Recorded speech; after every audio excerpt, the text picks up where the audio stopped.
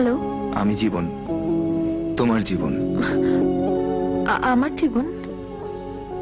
হ্যাঁ, যে জীবনের সাথে জড়িয়ে তোমাকে সারাটা জীবন পথ চলতে হবে, আমি তোমার সেই আপনজন, তোমার সুখ দুঃখের সাথী, তোমার হবু স্বামী। আমি বুঝতে পেরেছি তোমার বুকে একটা শিহরণ বয়ে গেল। জানো, আমারও এমন হয়েছিল,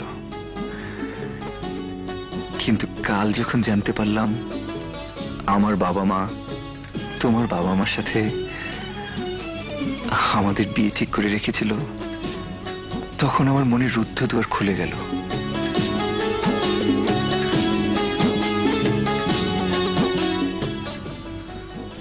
জানো মিতু, আমার দু চোখের ঘুমকে সরিয়ে দিয়ে তুমি এসে আমার চোখে বসেছিলে। চোখ থেকে আমার নিঃশ্বাস দিয়ে গলা বেয়ে বুকে নেমে এসেছিলে। যেখানে নীরবে ঘুমিয়েছিল মন, সেখানে এসে তুমি বললে, হে দেখো দেখো, আমি এসেছি, আমি তোমার ভালোবাসা। মুহূর্তে আমার হৃদয় বিনা ঝঙ্কৃত হলো। পৃথিবীর সব সুখ এসে আমার বুকে দোলা দিয়ে গেল। সব সুখ পাখি একসাথে গিয়ে উঠল ভালোবাসার গান।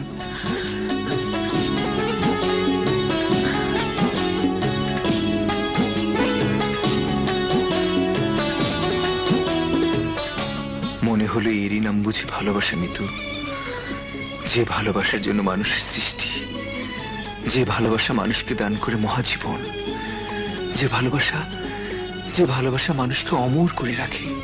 শুনেছি ভালোবাসার জন্য ফুল ফুটে, পাখি গান গায়, সূর্য ওঠে আবার অস্ত যায়।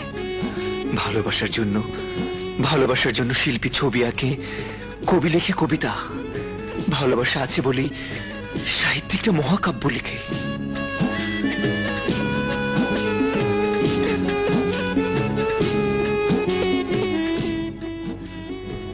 সেই ভালোবাসার টানেই তোমাকে ফোন করেছি মিতু। জানো, তোমাকে দেখতে খুব ইচ্ছে করছে। কাল বিকেল 4টায় তুমি গুলশান লেক পার্কে এলে, যাকে জীবন সঙ্গিনী করে সারা জীবন পথ চলতে হবে, তাকে দু চোখ ভরে দেখে নিতাম। আসবে তুমি? কি আসবে না? কিন্তু আপনাকে আমি চিনব কি করে? আমি আমার প্রিয় নীল রঙের জামা পরে আসবো। নীল রং আমারও খুব পছন্দ। আমিও নীল শাড়ি পরে আসবো।